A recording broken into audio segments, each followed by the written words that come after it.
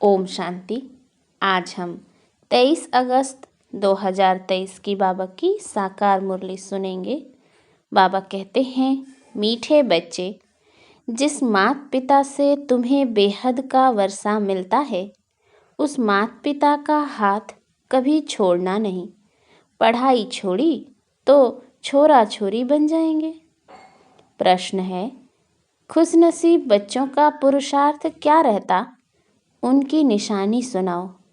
उत्तर, जो खुशनसीब बच्चे हैं वह देही अभिमानी रहने का पुरुषार्थ करते हैं।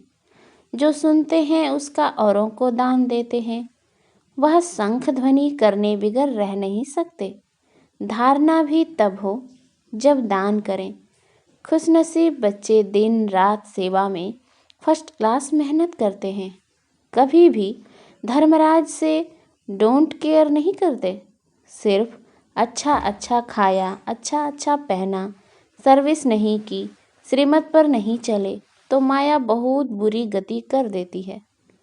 गीत है, भोलेनाथ से निराला कोई और नहीं। ओम शांति। बिगड़ी को सुधारने वाला तो एक ही है, यह दुनिया नहीं जानती। तुम बच्चे समझते हो जो यहाँ बैठे हो, तुम्हारे में भी नंबरवार पुरुषार्थ अनुसार जानते हैं। बिगाड़ने वाली है माया, आसुरी मत पर चलने वाले ही बिगड़ते हैं। अब तुम बच्चे जानते हो, भोलानाथ शिव को ही कहा जाता है। शंकर को भोलानाथ नहीं कहते हैं। भोलानाथ उनको कहा जाता है जो बिगड़ी को बनाने वाला है, बड़ा भोला है, गरीबों को अखूट खजाना देने वाला है, बच्चों को आदि मध्य अंत का ज्ञान देते हैं, जिसके यह चित्र बने हुए हैं। और कोई ऐसा नहीं समझाते कि यह उल्टा वृक्ष है। भगवानुवाच है कि इस झाड़ और ड्रामा का ज्ञान और कोई भी वेद शास्त्र में नहीं है। भगवान ने ही दिया है, उनका ही शास्त्र है, जिसके लिए कहा जाता है सर्वशास्त्र शिरोमणि भागवत गीता। परमपिता परमात्मा कितना मीठा बाबा है, परंतु उसकी याद माया भुला देती है। तुम शिव बाबा को याद करने की कोशिश करते हो, लेकिन माया बड़ी ज़बरदस्त है, वह तुमको याद करने नहीं देगी। अब बाबा तुमको इस रोने की दुनिया से दूर ले जाते हैं, जहाँ 21 जन्म तुमको रोने की दरकार ही नहीं रहती है। तुमने 63 जन्म तो रोया है, 84 जन्म नहीं कहेंगे, यह भी तुम बच्चे ही जानते हो। भोलानाथ बैठ समझाते हैं, जब से रावण बिगाड़ना शुरू करते हैं तब से तुम रोने लगते हो। मनुष्यों को समझाने के लिए ही यह बड़ा झाड़ और गोला बनवाया जाता है, क्योंकि बड़े चित्रों पर अच्छी रीति समझाया जा सकता है। भल कोई बच्चे अपने कर्मानुसार इतना नहीं भी धारण कर सकते हैं। सभी तो राजा रानी नहीं बनेंगे। अच्छे कर्म किए हैं तो उसका फल आगे जरूर मिलता है। कर्मों की गति है ना। पाप कहते हैं, मैं कर्म अकर्म विकर्म की गति को जानता हूँ और समझाता हूँ। टीचर तो सभी को एक जैसा ही पढ़ाते हैं। फिर कोई अच्छे नंबर से पास होते हैं, कोई नापास होते हैं। कहेंगे क्या करें, कर्मों का ऐसा ही हिसाब है जो हम पढ़ते नहीं। यहाँ भी ऐसा है, कोई तो अच्छा पढ़ते हैं, कोई तो पढ़ाई अथवा कॉलेज को ही छोड़ देते हैं। कॉलेज छोड़ा गोया बाप टीचर सतगुरु को छोड़ा, छोड़ने से छोरा बन जाते हैं। छोरा उनको कहा जाता है जिनके माँ बाप नहीं होते हैं। तो माता पिता जिनसे स्वर्ग का वर्षा मिलता है, उनको छोड़ा तो छोरा छोरी बन जाते हैं। यहाँ भी कई समझते हैं यहाँ से छूट पुरानी दुनिया में जाएं, लेकिन वहाँ ज्ञान तो उठा नहीं सकते। वहाँ तो नाटक, बाइस्कोप, घूमना फिरना, अच्छा कपड़ा आदि मिलेगा। जिनकी तकदीर में नहीं है तो फिर ऐसे ख्यालात चलते हैं। विनाश काले विपरीत बुद्धि होती है तो फिर पुरानी दुनिया तरफ चले जाते हैं। तुम जानते हो पुरानी दुनिया तो जल्द खत्म होनी है, साथ में तो कुछ नहीं चलना है। तुमको इस देह अभिमान को भी छोड़ना है। देह अभिमान के कारण ही और सब विकार आते हैं। देही अभिमानी बनने में बहुत मेहनत है। बाप कहते हैं अपने को आत्मा समझो। मैं भी टेम्पररी इस तन में आया हूँ। हम सो देवता थे, अब फिर हम सो शूद्र बने हैं। श्रीमत पर चल हम विश्व को स्वर्ग बनाते हैं। तुम बच्चे कितने खुशनसीब हो। जब शिव बाबा आते हैं तब तुम भारत माताओं को ही शक्ति सेना बनाते हैं। इसीलिए ही तुम्हारा नाम पड़ा है शिव शक्ति सेना। तुम शिव से शक्ति ले अपना स्वराज्य स्थापन कर रहे हो। ऊंच ते ऊंच है शिव बाबा। दुनिया तो बिल्कुल ही घोर अंधियारे में है। तुम्हारे में भी नंबरवार पुरुषार्थ अनुसार सोझरे में है। कोई कोई की ज्योत जगती ही नहीं है, वह भी ड्रामा में नूंद है। किसी की ज्योत जगती भी है तो फिर माया बुझा देती है।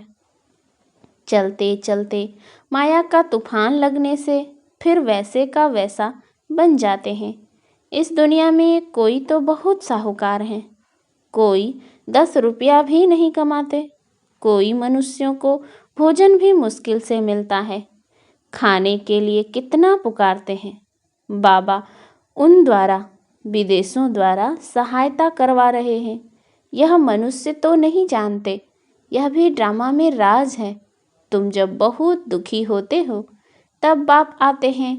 अगर उन्हों को प्रेरणा नहीं मिलती तो तुमको मदद नहीं करते। अभी तुम्हारी कंप्लीट राजधानी स्थापन नहीं हुई है। तो यह चित्र है किसको समझाने के लिए। इनका बहुत महत्व है। जैसे मैप्स नक्शे होते हैं, मैप के सिवाय कैसे पता पड़े फलाना शहर कहाँ है। यह मैप्स वहाँ नहीं होंगे। यहाँ तो भारत कितना बड़ा है। वास्तव में भारत की सबसे जास्ती संख्या होनी चाहिए। तो रहने लिए कितनी जगह चाहिए। स्वर्ग में तो बहुत थोड़े रहेंगे। तुम्हारी बुद्धि में यह बातें हैं। विनाश होगा तो हम बाकी बहुत थोड़े रहेंगे। झाड़ का फाउंडेशन है ना, फिर बाद में झाड़ वृद्धि को पाता रहेगा। फिर नंबरवार और झाड़ लगते रहेंगे। तुम्हारे में भी बहुत थोड़े हैं जो इन बातों को समझते हैं और नशे में रहते हैं। हम बाबा द्वारा नॉलेजफुल बनते हैं। बाबा तो बहुत सहज बतलाते हैं।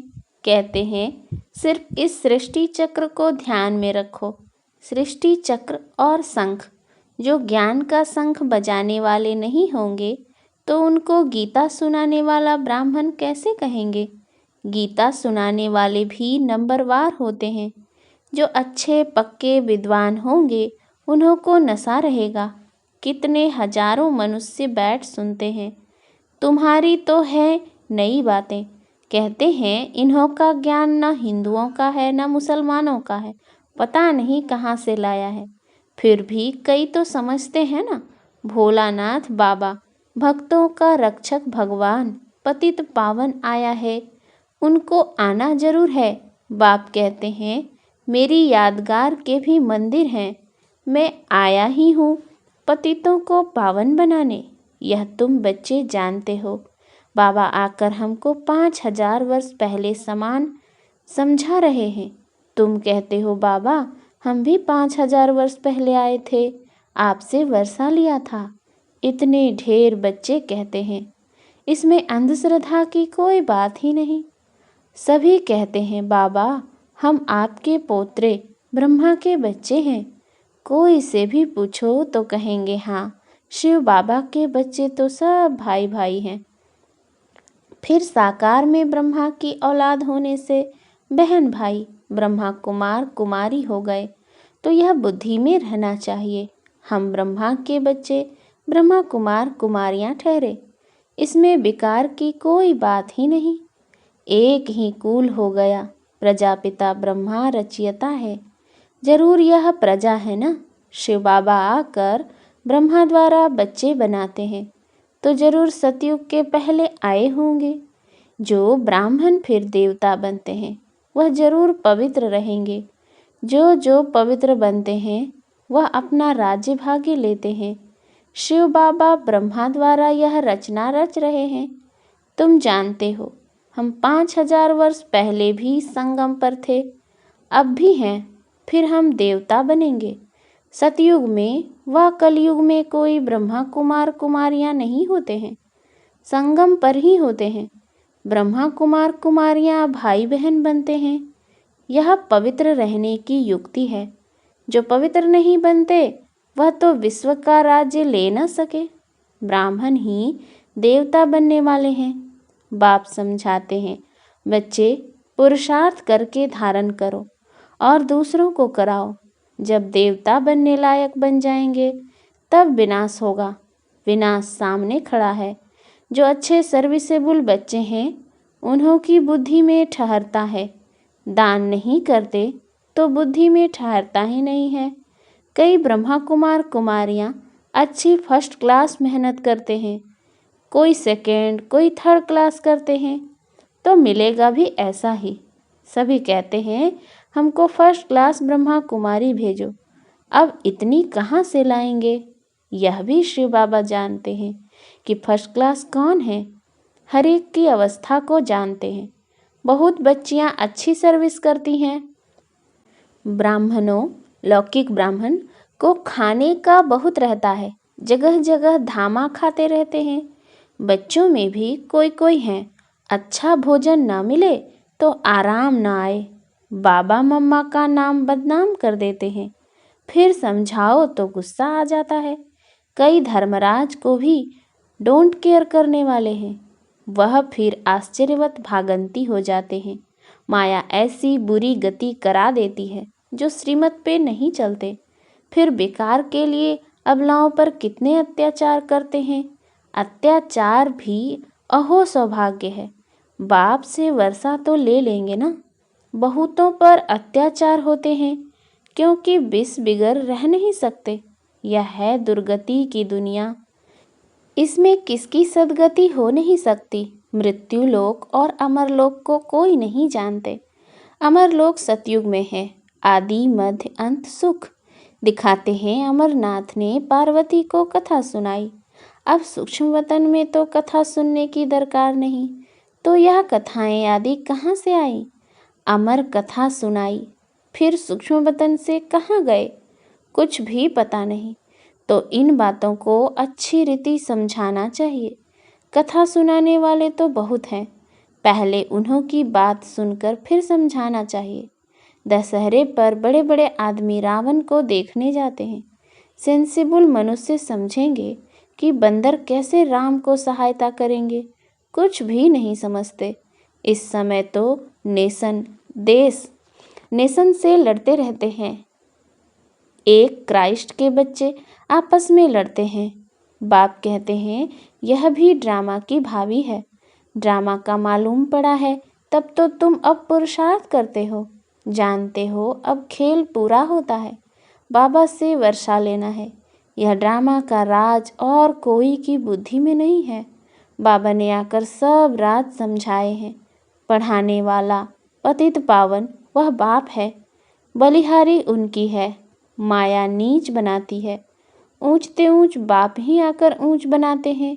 कहते हैं बच्चे अब मेरे से सुनो, पुरानी देह का भान छोड़ने का पुरुषार्थ करते रहो। अभी तो तुमको पतियों का पति मिल गया है जो स्वर्ग की बादशाही देते हैं। वहाँ है ही संपूर्ण निर्विकारी। यह है संपूर्ण विकारी दुनिया। दुनिया एक ही है, वही संपूर्ण निर्विकारी फिर संपूर्ण विकारी बनते हैं। पहले भारत स्वर्ग था, अब नरक है। यह चित्र बड़े वैल्यूबल हैं। विलायत में कोई को समझा कर दो तो कहेंगे कि यह चीज़ तो बड़ी अच्छी है। कैसे सृष्टि का चक्र फिरता है, किस किस की डिनाइस्टी चलती है, सब के चित्र इसमें हैं। कोई भी धर्म वाले को समझाने से खुश होंगे। हाँ, आगे चल एक दो से सब सुनेंगे। यह तो बहुत अच्छी नॉलेज है। विलायत में कोई सेंसिबल जाए तो बहुत सर्विस हो सकती है। अच्छा, मीठे मीठे सिकिलधे बच्चों प्रति माता पिता बाप दादा का याद प्यार और गुड मॉर्निंग। रूहानी बाप की रूहानी बच्चों को नमस्ते। हम रूहानी बच्चों की रूहानी बाप दादा को याद, प्यार, गुड मॉर्निंग और नमस्ते नमस्ते नमस्ते। धारणा के लिए मुख्य सार। पहला, कर्म अकर्म विकर्म की गति को बुद्धि में रख श्रेष्ठ कर्म करने हैं, पढ़ाई कभी नहीं छोड़नी है। दूसरा, ज्ञान दान करने से ही धारणा होगी, इसीलिए दान जरूर करना है। कभी भी बाप की आज्ञाओं को डोंट केयर नहीं करना है। वरदान, सब व्यर्थ चक्रों से मुक्त रह, निर्विघ्न सेवा करने वाले अखंड सेवाधारी भव। सेवा तो सब करते हैं, लेकिन जो सेवा करते भी सदा निर्विघ्न रहते हैं, उसका बहुत महत्व है। सेवा के बीच में कोई भी प्रकार का विघ्न न आए। वायुमंडल का, संग का, आलस्य का, यदि कोई भी विघ्न आया तो सेवा खंडित हो गई। अखंड सेवाधारी कभी किसी विघ्न में नहीं आ सकते। जरा संकल्प मात्र भी विघ्न न हो। सब व्यर्थ चक्रों से मुक्त रहो, तब सफल और अखंड सेवाधारी कहेंगे। स्लोगन, जो दिल और दिमाग से ऑनेस्ट हैं, वही बाप व परिवार के प्यार के पात्र हैं। अच्छा, ओम शांति।